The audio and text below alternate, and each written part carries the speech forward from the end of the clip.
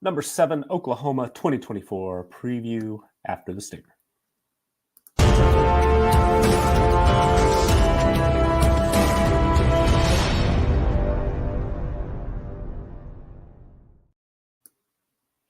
Hello and welcome to episode 57 of Good Morning College Football. I'm Nicholas Ian Allen of CFB Winning Edge and CampusToCanton.com. Thank you for joining us so much this Monday morning. We are going to be talking about one of the tougher teams to predict so far this season in the Oklahoma Sooners, first year in the SEC.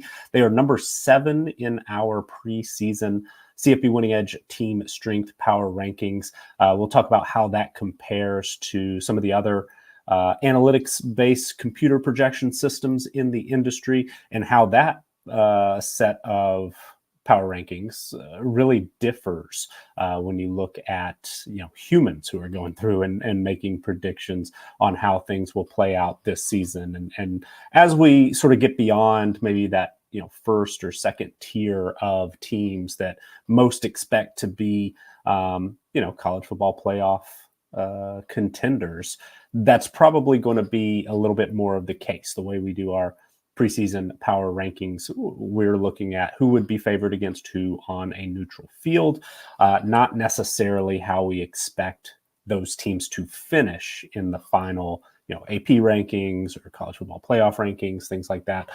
So there are, as we'll get into, some teams who are perhaps better, stronger teams on paper, but because they face a more difficult schedule, a lot of teams on the schedule who are at or near their same level of roster strength and past team performance, all that good stuff, as we'll dig into, a little bit more difficult to put up the big win totals that you typically expect to see of a top 10 team. So Oklahoma, I think, is a very, very interesting case. But first, before we get to that, thank you so much for subscribing to the Campus to Canton YouTube channel. If you're joining us live, we very much would appreciate still going on over to that page, giving this video a like, subscribing there. That really does help us to grow at Campus to Canton, helps this page to grow, and helps really set us up to be able to continue to bring you up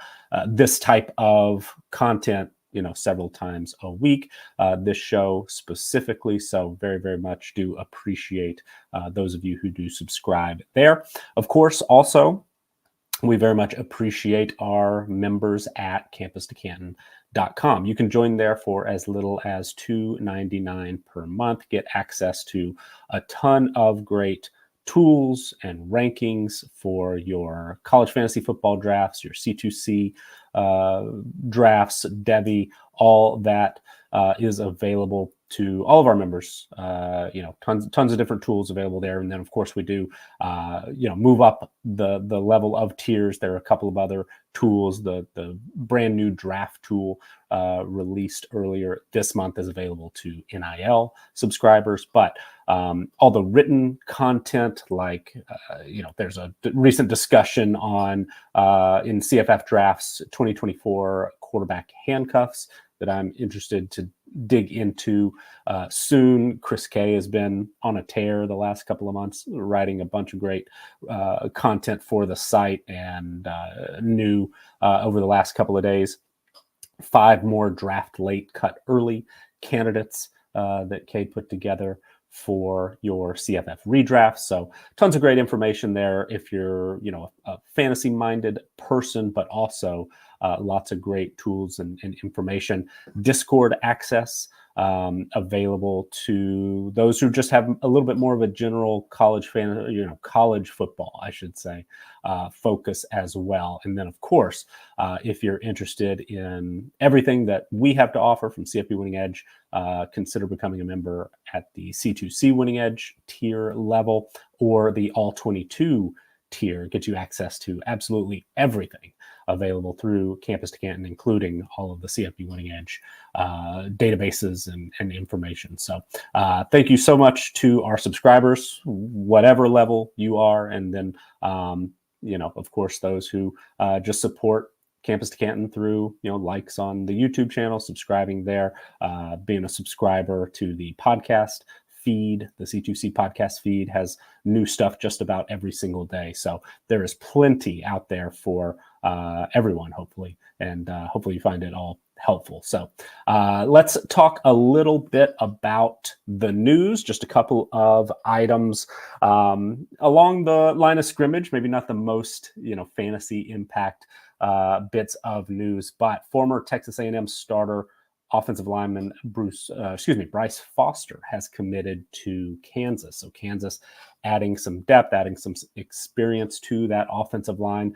Curious to see if Foster is able to, quickly move into a starting role for the Jayhawks, who we expect to be a contender in the Big 12. We'll talk about Kansas before the season kicks off here on Good Morning College Football, give that full team preview. And then another bit of information, some bad news coming out of San Antonio. UTSA football player Nick Booker Brown was arrested late last week, had 2 counts, including a first-degree felony, according to court records, and this was passed along from the local news there. Frank Luca, or excuse me, I missed the name and forgot to put it in my notes, so my apologies on the initial reporting, but that's coming out of reports from San Antonio. Booker Brown was projected to be a starter on that defensive line for the Roadrunners in our current depth chart projection. So as UTSA has to replace a lot of key players, that front 7 of the defense looked like it was perhaps going to be the strength of that team, and certainly appears that Booker Brown, who according to UTSA spokesperson, it was reported, has been indefinitely suspended from football activity. So not sure he's going to be able to make it back to the team this fall. So we'll keep an eye out there. But let's now turn to Oklahoma. And as I mentioned, this Sooners team entering year 1 in the SEC, it's going to be difficult to project. They obviously, sit quite high in our power rankings as a whole, number 7 in our team strength power rankings. That is the highest that I was able to find of any other, whether it's a computer-based system, whether it was more of a human analysis opinion type ranking. We're on the high end. So among the others that we came across, ESPN's FPI, Football Power Index, has Oklahoma at number 8. Beta Rank has the Sooners at number 10. Added a couple of rankings to our examples here. Kelly Ford, the K Ford ratings have Oklahoma 11th. SP Plus at ESPN is 15th. So if you're tracking here, that's all sort of the more analytics-based, computer-based systems are on the high side for Oklahoma as a maybe top 10 in some cases, but top 15 type team. As we go a little bit more toward the human side of things, Athlon Sports has Oklahoma 16th. The Sporting News and Mark Schlabach at ESPN both have Oklahoma at number 18. Stuart Mandel of The Athletic had Oklahoma 19th in his most recent rankings. And then Andy Staples of On3 had Oklahoma the lowest that we were able to find, just hanging on inside the top 25 at number 24. Phil Steele, who does a little bit of both, has a power poll, which is more based like our team strength power rankings, like things like SP Plus, where it is who would be favored over who on a neutral field. Oklahoma in that Phil Steele power poll is at number 7, so tied with us on the high end. But Steele also does his top 25, more of an expected area of finish, expected final result. has Oklahoma number 20. So as you can see, there's definitely a divide, whether you're looking at, all right, how well does this team stack up, based on stats, based on, talent profile, other things that go into more of the computer-based system. And then how do they stack up when you're just looking through and trying to count up, all right, who's going to win this game and that game? This Oklahoma schedule is so tough. It just seems unlikely they're going to finish as a top 10 or in most cases even top 15 team. So we'll discuss a little of where perhaps our numbers see areas of strength, areas of improvement, because there certainly are. I do think there's a chance that this Oklahoma team surprises sort of the human side of things and is built maybe a little bit better than most of us expect on the outside looking in. But one other thing sort of on that note that caught my eye, what others are saying during this period, the last first 6 teams that we discussed, we mostly spent time talking about quarterbacks and talking about draft eligible quarterbacks, looking at a lot of those things from an NFL draft lens or, anonymous quotes, what other opposing coaches are saying about particular quarterbacks. There's less of that right now about Jackson Arnold. He's not draft eligible and so not mentioned in a lot of those pieces. There's plenty of discussion, hey, was Jackson Arnold, is he going to be better than Dillon Gabriel? Is that partly why Gabriel, moved on to Oregon, because Arnold, his time is now. But one thing that I think stuck out to me and is an opinion that I think share at this point. There was a piece late last week from Blake Topmeyer of the Tennessean, saw a write-up that referenced that from John Williams of Sooners Wire on Friday, that was titled, "Could Oklahoma be better in 2024 and finish with a worse record?" And I think the answer to that is absolutely yes, that is possible. This Oklahoma team won 10 games, 10-3, 7-2 in the Big 12 last season. And when I think of, could this be a better team? What I'm usually referencing is our team performance rating. So based only on stats, how well did this team play last season in the regular season? Our team performance numbers and the key stats that go into that. We only look at regular season results. We only look at FBS opponents. We filter for garbage time when able. And Oklahoma, in those situations last season, was a top 10 team. So I think absolutely we can say that this Sooners squad could be better. Can they play at a top 10 level? I do think so, believe it or not. Things are going to be tougher. It's going to be more difficult for them to, stay that consistent and efficient. There's certainly some questions on the offensive side of the ball, but as we'll get into, I think this Oklahoma team has the potential to put one of the top defenses in the country on the field this year. So playing like a top 10 team, but coming up shy of 10 wins at the end of the year, 9 in the regular season, absolutely is possible. So going to get ready to share my screen here. We're going to reference first our CFB Winning Edge team profiles, the Oklahoma team page, take a look at how last season's results stacked up. We'll get to returning production numbers here in just a bit. But you can take a look at the schedule and how things shook out based on post-game win expectancy calculations from collegefootballdata.com, which is what we use here. Oklahoma was dominant early on. That week 1 win against Arkansas State. We did our Sun Belt preview in the CFB Winning Edge podcast late last week. And I forgot to even reference this game. It was remarkable how well Arkansas State bounced back because of the just absolute annihilation at the hands of Oklahoma in week 1, 73-0. It was quite remarkable that Arkansas State was able to recover and end up in a bowl game at the end of the year. SMU, a team that we've discussed on this program in the first 50 episodes, and early on when we took a look at our ACC power rankings, we are definitely on the high end in our SMU projections, but a solid, even though not a major blowout. The final score might not have been quite as impressive as that 98% post-game win expectancy number, but that was a game that Oklahoma absolutely controlled. The in-state matchup, somewhat rivalry with Tulsa, put up 66, this Oklahoma offense, so they were in great shape there. Getting into Big 12 play, we saw a great defensive performance in that 20-6 win against Cincinnati, another high 90s post-game win expectancy.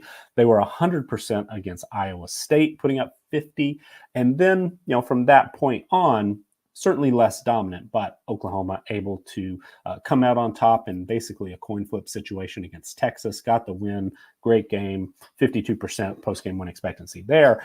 And then Oklahoma was quite fortunate to survive that game against UCF, 36% at home in Norman in that one. And then certainly Oklahoma looked vulnerable, had back-to-back losses in games in which they actually, according to these post-game win expectancy numbers, outplayed their opponents. Came up short against both Kansas and Oklahoma State in the last Bedlam game on the calendar. Hopefully we'll get that game back soon, but the Pokes, have bragging rights for the foreseeable future. They're able to get that win, 27-24.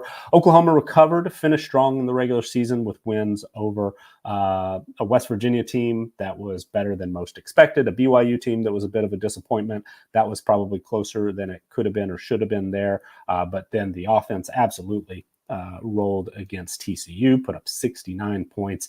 And then, the bowl game, things are quite different. We did get to see Jackson Arnold,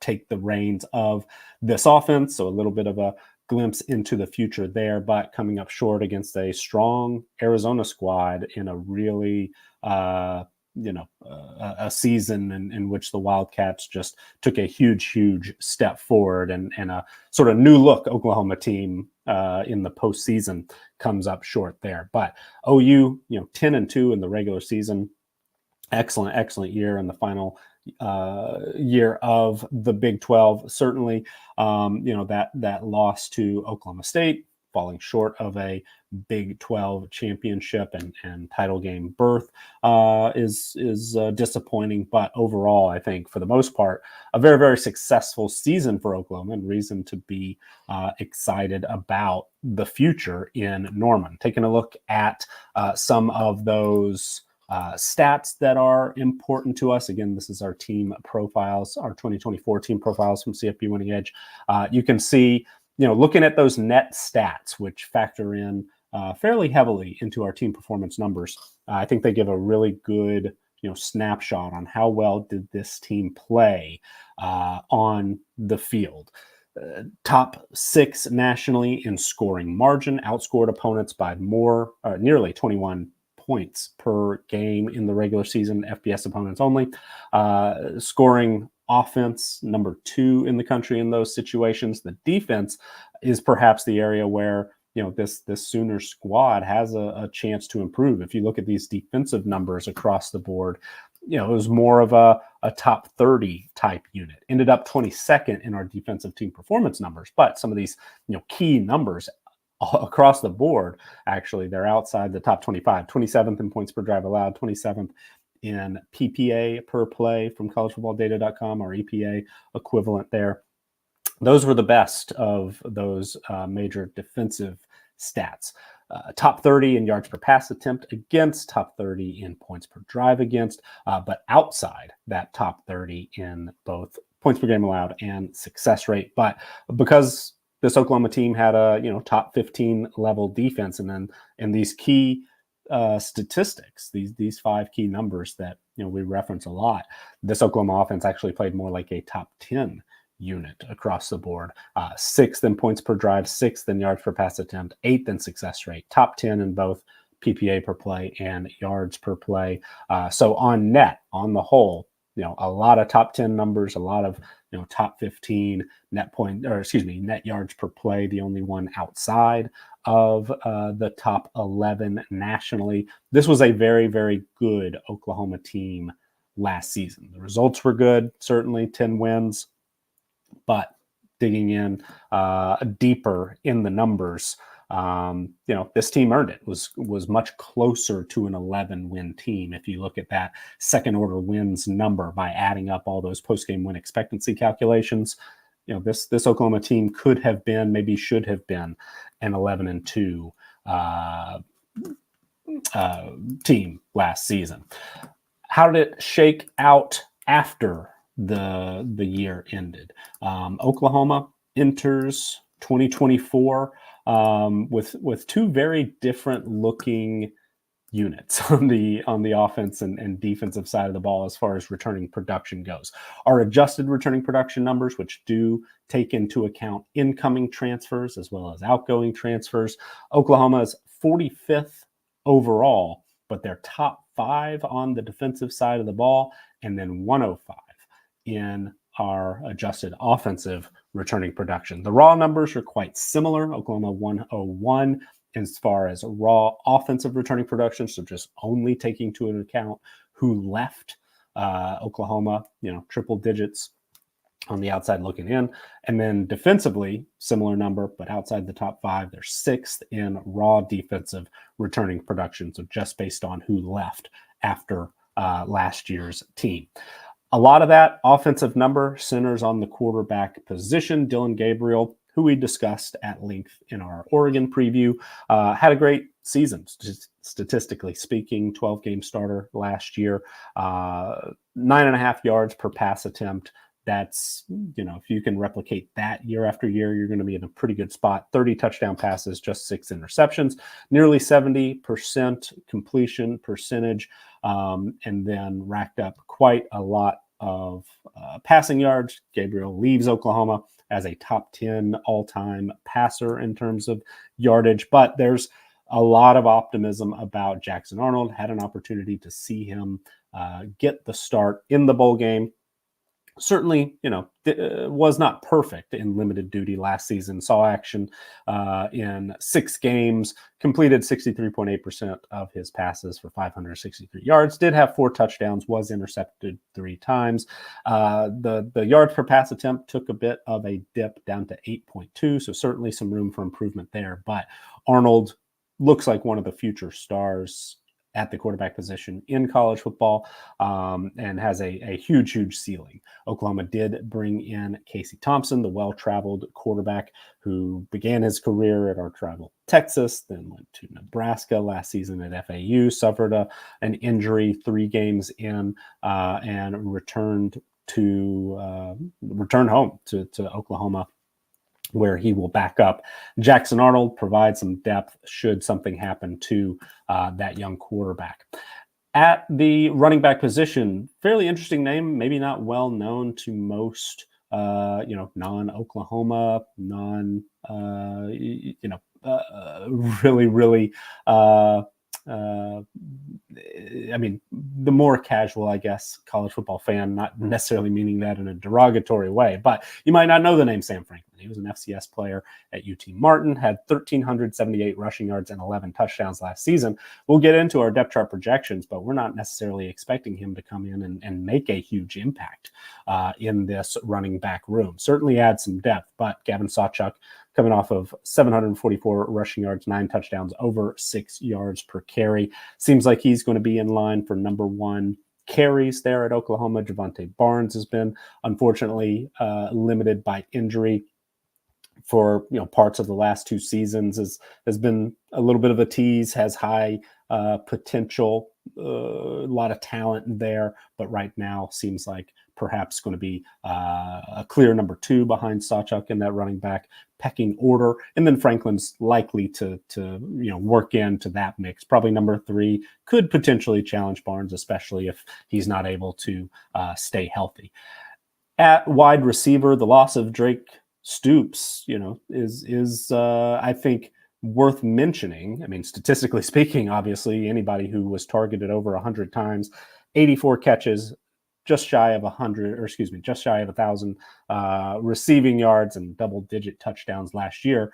That, in most cases, is going to be pretty difficult to replace. And Stoops was just incredibly consistent throughout his Oklahoma season, and it really paid off in his final year, where he just put up great production. But Nick Anderson, absolutely big play, big target, 10 touchdowns last year, 21 yards per catch. Getting him back is key. Jalil Farouk was on the field a bunch, a little bit disappointing as far as his production numbers go, only 2 receiving touchdowns, but fairly dependable, somebody who's on the field a lot, as I said, over 90% in his, or actually I should say 83.7% in his snap percentage last year, but an even more dependable player transferring in, Deion Burks, was at 95% for Purdue last season. Burks might not see the field in week 1, as we'll discuss.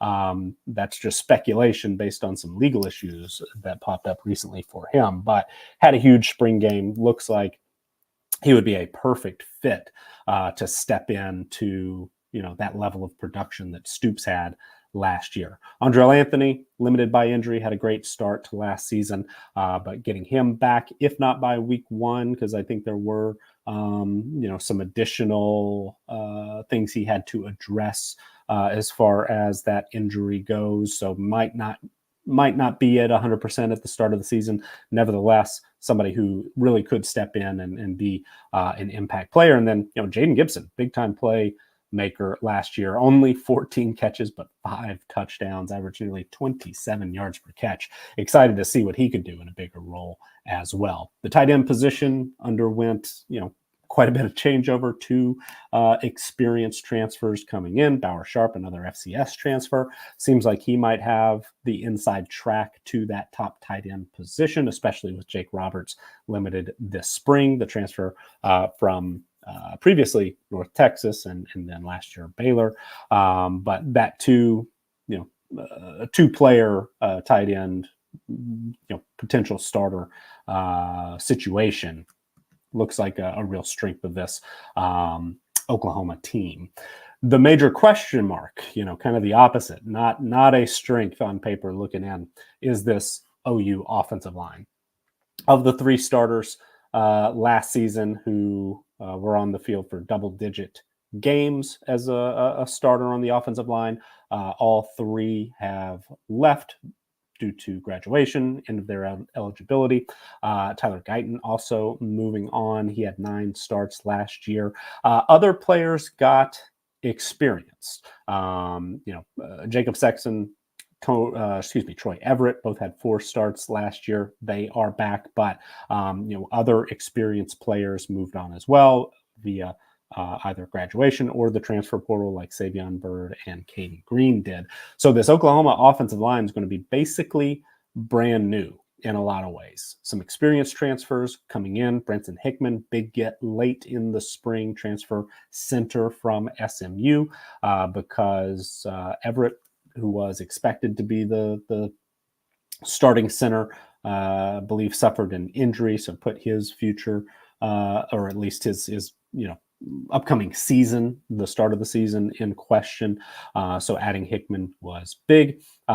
Big time offensive lineman coming in, Favechi Nuau, and my apologies if I mispronounced that, but transfer coming in from North Texas, where he graded out incredibly well last season. On 3, put a transfer rating of 90 on him, so he'll be an impact player, likely starter at probably right guard, one of the guard positions.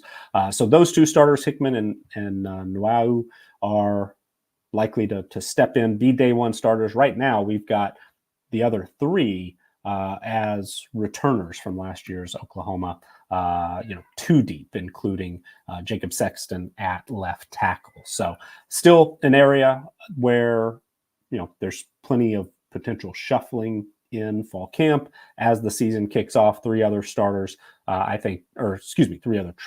have starting potential. Michael Tarquin, Garion Hatchett, and Spencer Brown. So we will see how that certainly shakes out. But on the defensive side of the ball, that's where this team is I think, really, really going to excel. Danny Stutsman, All-American linebacker, briefly looked like he was headed to the NFL draft. He returns, just a very, very productive player at that position. 20 pressures is great, pass rush ability from that linebacker spot. He had 13 and a half tackles for loss, couple of sacks, multiple forced fumbles. So just really one of the best players in America at his position. And I think Billy Bowman Jr. in the secondary, has a similar ceiling, All-American caliber ceiling. Both look like future pros. Bowman is a real playmaker if he's ever able to get his hands on the ball. Had 6 picks last year, and somebody who can, make an impact on special teams as well. But as you see here, there's not much moving on. Key Lawrence transferred out to Ole Miss. Beyond that, what is it? The top 11 tacklers. So 10 of the top 11 tacklers returned from last season, 12 of the top 13. And then they added some experienced players at, 2 on the defensive line. Caden Woolard and Dominic Williams look like potential starters. Williams, one of my personal favorites. Big get for Oklahoma out of the transfer portal there. And then in the secondary, Dejon Malone looks like he's going to be an impact player potentially also. We currently have him projected in the 2 deep, not as a starter, since 3 full-time starters in the secondary return, and then Peyton Bowen, experienced player as well. But Malone looks like, somebody who's going to step in and play some significant snaps for this Oklahoma defense. All right, so looking ahead at the depth chart projections, changing the screen here a little bit. You got a glimpse at it just a bit ago. But offensively, Jackson Arnold stepping into that top quarterback spot. Again, looks like he's going to be, a potential future star. And when we look at our power ranking and having Oklahoma 7th, that seems like we're really on the high side. And we went through a lot of the other projection systems and analysts and all who are lower for the most part on Oklahoma. So I worried a little bit, are we just a little bit too high? But the fact that Jackson Arnold, doesn't have a lot of experience, hasn't added really any production, there's certainly no production points, which we add to our individual player ratings, our video game ratings that are designed to basically mimic what you'll see in the EA Sports College Football 25 video game. They are based on the old video game. We've tweaked it a bit over the years. We've been doing this, 6 years now.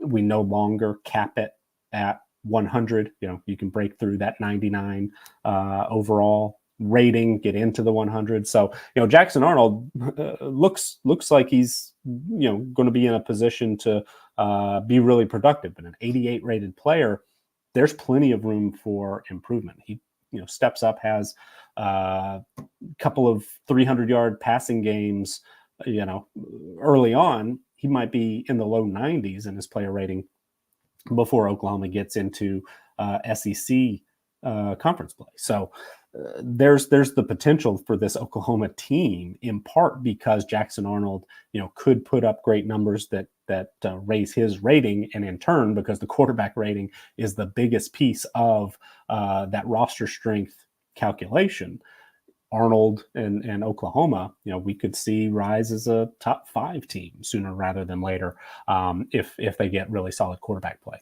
Running back position, we mentioned there's depth there. We've got atop the list, but Barnes very similarly rated. Franklin comes in low 80s, but somebody who really added some depth to the position. And then there's plenty of talent as well. Guys like Caleb Hicks in the mix. Taylor Tatum, highly rated. True freshman, could be on the field sooner rather than later. The wide receiver room, and this is just another little bit of a not I don't know, maybe an imperfection with the way that we do our player ratings, because they are based on recruiting ratings coming out of high school. The good folks at 247 Sports and On3 and Rivals, we use that as the number one ingredient in our player ratings, but adjust to experience and production. And Deion Burks is our lowest rated member of this Oklahoma starting wide receiver core, largely due to the fact that he was a little bit of an underrated player coming out of high school and got off to a great start last season. You see 3 production points, but was limited at times. It took a little bit of a step back later in the year, but has, I think, the potential to be, as I said, put up those Drake Stoops type numbers, maybe even a little bit better, assuming he's going to be on the field for mostly a full year. There's the potential, due to that arrest, that illegal situation earlier this month, just a couple of weeks ago, perhaps. Maybe he misses some time, misses a game. We'll have to wait for some details there. But expect Burks is going to be,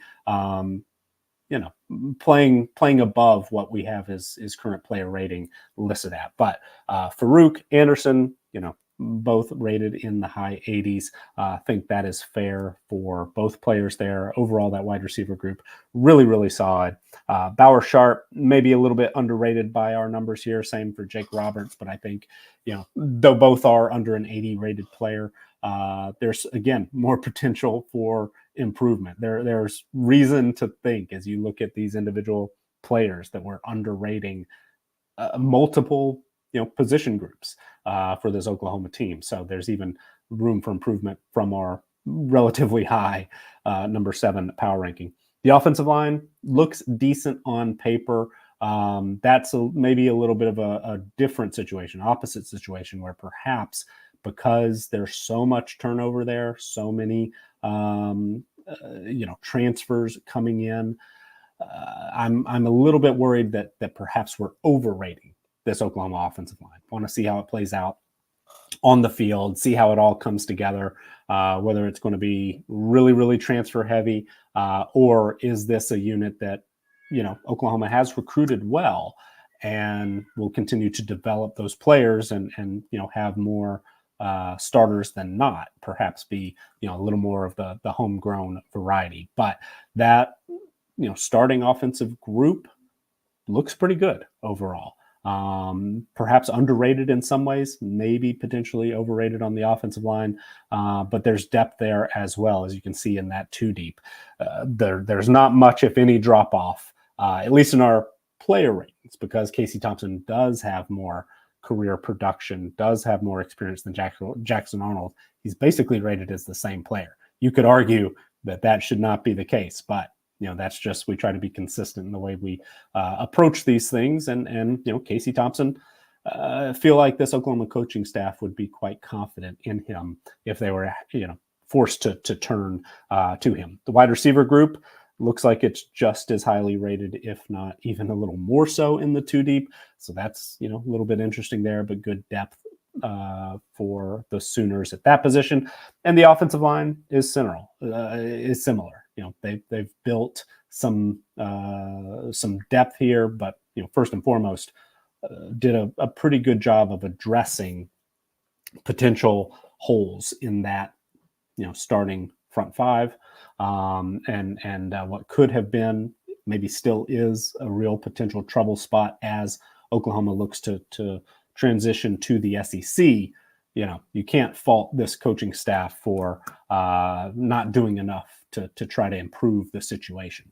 Defensively, it looks good. Looks really, really good on paper. Ethan Downs, over a 100 rated player, former all-conference performer. Stutsman, as we mentioned, All-American, leads a linebacker group that is very experienced, very solid there. Bowman, over a 100, but there's experience alongside him as well, with fellow returning starters Woody Washington, Gentry Williams, and some real great depth at that position. Peyton Bowen, Des Malone, as we mentioned, and others down the line. So position by position, the offensive group, if you look on this right-hand column, the FBS ranking, they are far from elite. Doesn't look like a top 7 team. Doesn't look like a team capable of top 15 offensive team performance like they were last season, when this Oklahoma offense, 15th overall on the offensive side of the ball, 11th passing, 24th rushing.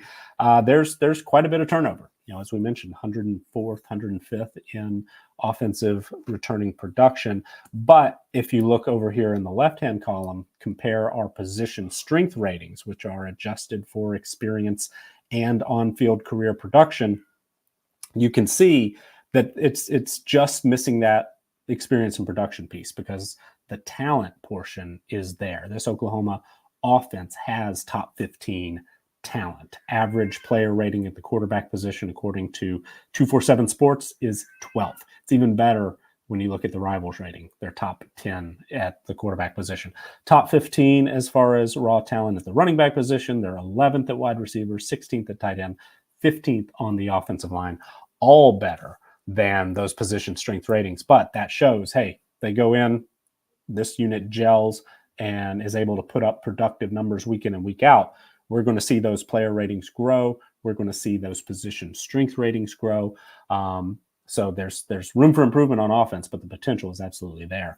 Defensively, this is a team that has top 10 talent at linebacker, top 10 talent at defensive back, top 20 on the defensive line, and it looks almost exactly the same, if not a little bit better in some spots. The secondary being number 2 overall, number 1 as far as back 7. When we combine that linebacker group and the defensive backfield, Oklahoma ranks number 1 in that position strength rating among back 7 units. So the defensive line, top 20 now, especially after adding a couple of key pieces through the transfer portal. But this is a very well-built defense that I think is going to play a little bit better than last season, when they were 22nd in defensive team performance, 22nd against the pass, top 40 against the run. I think this OU defense has the potential certainly to be a top 10 team, if not even better. But what does that all mean for projections? How does that all shake out on the field? It's not the easiest first 3 non-conference opponents.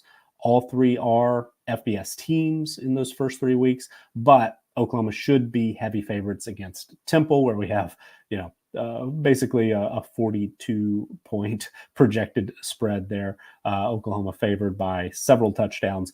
Houston, Big 12, former Big 12 opponent. And then Tulane, which has played mostly like a Power 4 program the last few years. Still, Oklahoma going to be favored by more than 2 touchdowns in both of those matchups, but should be tested somewhat. There's talent on certainly both of those Houston and Tulane squads. But then entering the SEC, that's where everything changes. There are no easy weeks in SEC play. They do get the University of Maine FCS opponent sort of down the line. What is that? November 2nd, kind of an odd spot for that matchup against UMaine, but perhaps a well-earned breather on the schedule there for Oklahoma, because starting with Tennessee, following up with an Auburn team that I expect to be a good bit improved, even though we do have the Sooners favored in both of those games. Those are losable games for Oklahoma. We give the Sooners, collectively looks like they're going to win maybe half of those. If we look at should go 1-1 at worst in that matchup. 68% pregame win projection percentage. Convert that to 0.68 wins against Tennessee. Auburn, we have the Sooners favored by a little bit less, 0.61 wins, 61% on that one. So on average in those 2 games, we would say that Oklahoma is expected to win about 1.3 games. So continue that on to Texas, where we do have the Sooners as an underdog.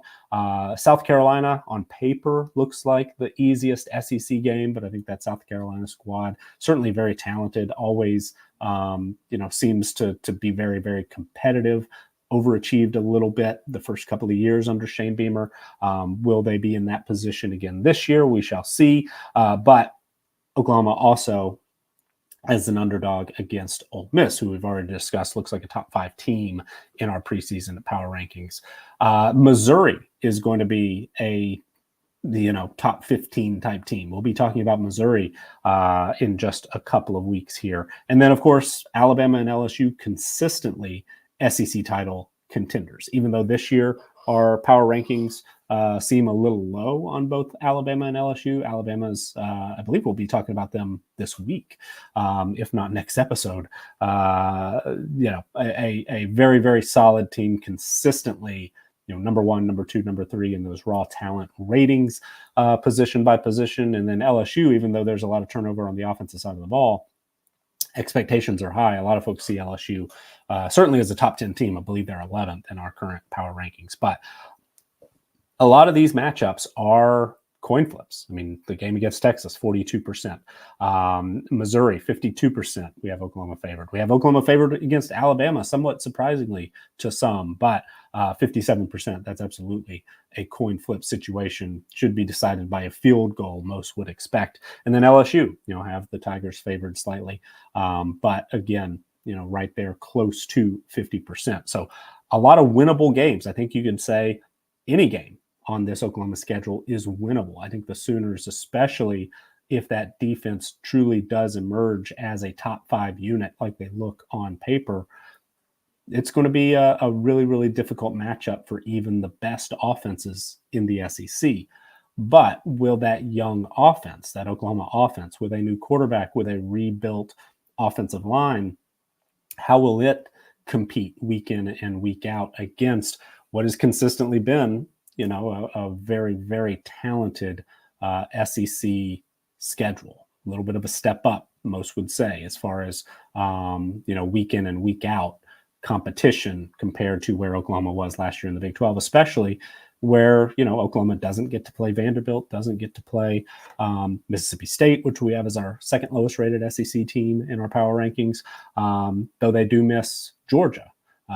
Still, very much going to be challenged week in and week out. A lot of top 25, a lot of top 15 type teams on this very, very difficult Oklahoma slate. So looking at our projected win total, if you pull it up on DraftKings, which is usually just what we compare to for our official win total projections, Oklahoma's number right now is at 7.5. That's even money on the over for us at 8.11 with our projected win total. So we add up again all those projected winning percentages, get 0.99 wins for that Temple projection, 0.84 for Houston.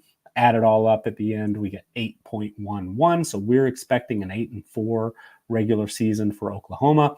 That's probably not going to get there as far as a college football playoff spot. 4 losses, I wouldn't expect is going to be in the top 12. But if Oklahoma is able to, take care of business in the games in which we've got the Sooners favored, if you just said, okay, they're going to win every coin flip, then this Oklahoma team looks like a 9-3 squad. That might get you in. We'll have to see. But especially when you're looking at a top 15 strength of schedule, Oklahoma looks like maybe that resume, that playoff resume, could get there if they're able to get to 9-3. Is there some value on, college football playoff future? Oklahoma was 65-1 to win the national championship this morning at DraftKings. They were 40-1 to win the SEC. That's 19th on the national title board. They're 10th in the SEC as far as conference title futures. Obviously, we see this Oklahoma squad is a little bit better than that, ranks 7th in our power rankings, 4th in the SEC. So I think the ceiling is there. I think if you trust our numbers, and they do have a pretty good track record, we do see maybe a little bit of value on this Oklahoma team compared to the odds makers and the market. But it's going to be a tough road. It really, really is. And it's hard to win a bunch of coin flips against a lot of new opponents. We talked about that in our Oregon preview.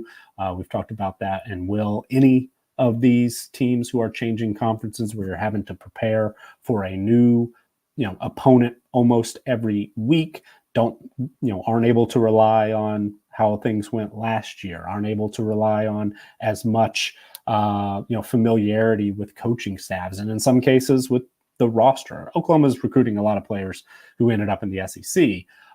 So maybe, they're able to deal with that better than an Oregon, who's playing a lot of Big Ten, teams where maybe they weren't in the same recruiting circles all the time.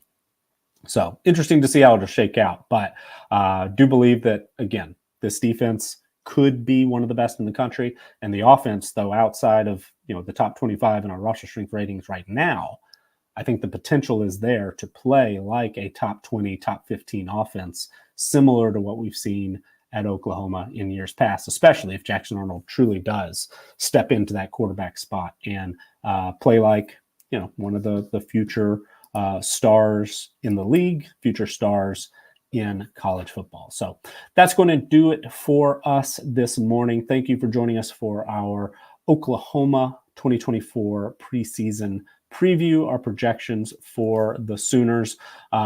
We are, well into the top 10. And like I said, I think Alabama next week looks like. I haven't committed all of these rankings to memory. I probably should do that before we go live here. But we will have Florida State on Friday. And then who's our number 8 team in the power rankings? I might have to, who am I missing here? My apologies. But thank you so much for joining us, whether you were doing so live on Twitter, on any of the other platforms that we've gone live.